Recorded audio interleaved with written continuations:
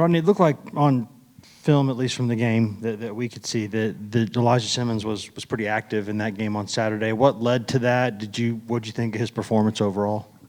Well, obviously, I think he's getting healthier. He had a good spring. He was having a good camp till he got hurt, and then he was out, through midseason. So, just getting himself back in shape and just becoming more consistent. I thought he probably did play his best game he's played since we've been here. So, but there's still much room for improvement. I think he knows that. So he's just got to keep pressing and pick up where he left off.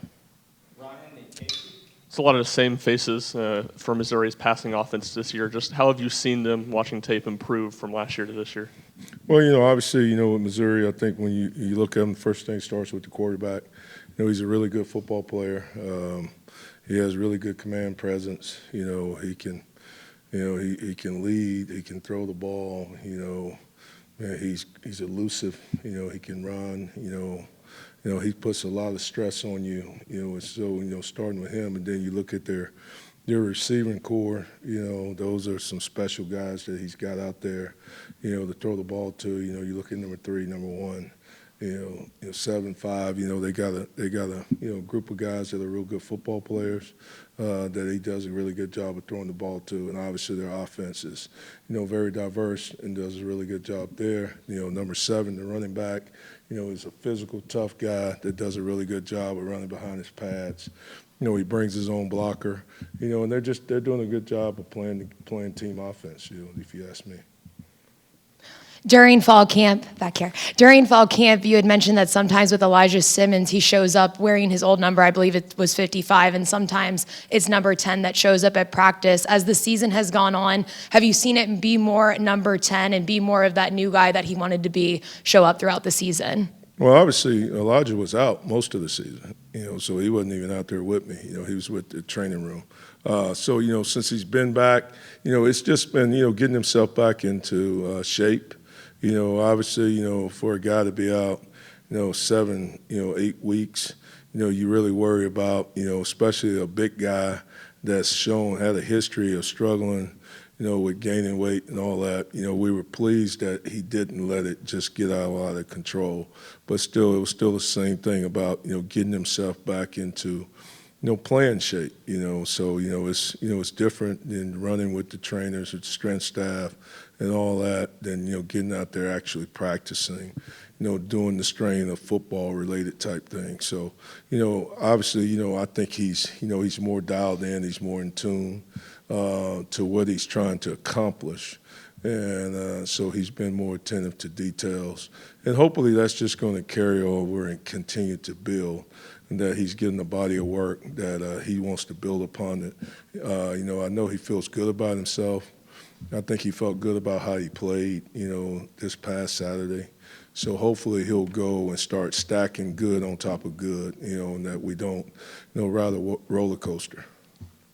Coach, back here, your guys did a great job at Kentucky against the run, against Davis. He's a great back. You just mentioned you're facing another good back this week. What's the key up front to tightening up against the run and trying to stop that?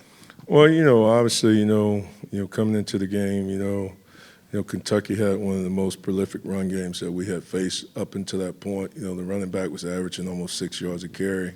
So we really put a big emphasis on it, just, trying to create a new line of scrimmage, trying to play more vertical, trying to, force them to make jump cuts prior to what they were, So, and the same thing with this guy, they're very similar, but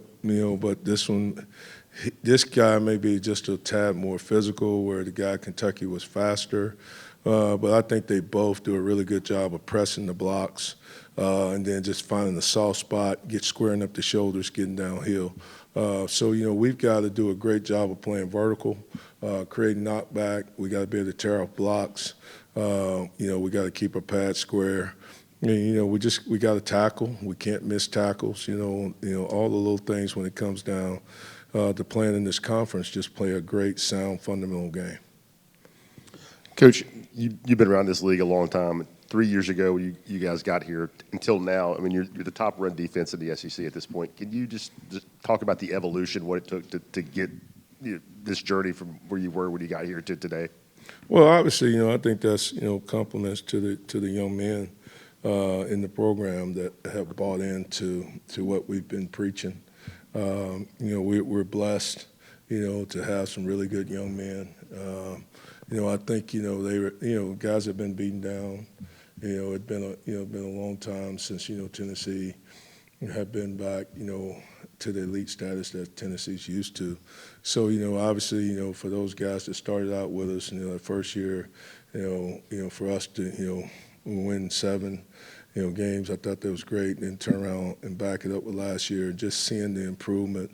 I think they're taking more pride into, getting the program back to where it belongs. And these kids have bought into it. They're doing the little things.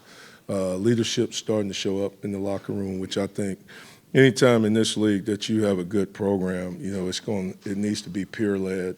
Obviously, we don't mind leading as coaches, but we have to be honest with ourselves.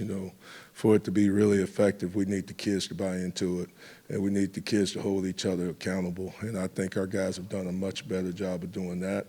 And not having to start over, day one every day. That we're able to move the needle and pick up where we left off. And still, guys, we got a long ways to go. I mean, we all know that. We got to continue to improve in all facets of our game. And, we can't ever become, satisfied, not like that we did anything to be satisfied with. But, we've got to keep working hard to try to improve every day. Last question. Coach, you guys are still near the top of the SEC in sacks, but just one in each of the last 2 games. Coach Banks talked last week about how you guys are getting maybe more attention from your pass rush, whether it's max protect, chip, things like that. How do you work through that with your guys during the week to help them sort of overcome maybe extra attention they're getting from other teams that are trying to take that away from you guys? We just got to strain. I mean, obviously we got to strain. The ball's coming out quick. They're max protecting. They're chipping. That's part of football.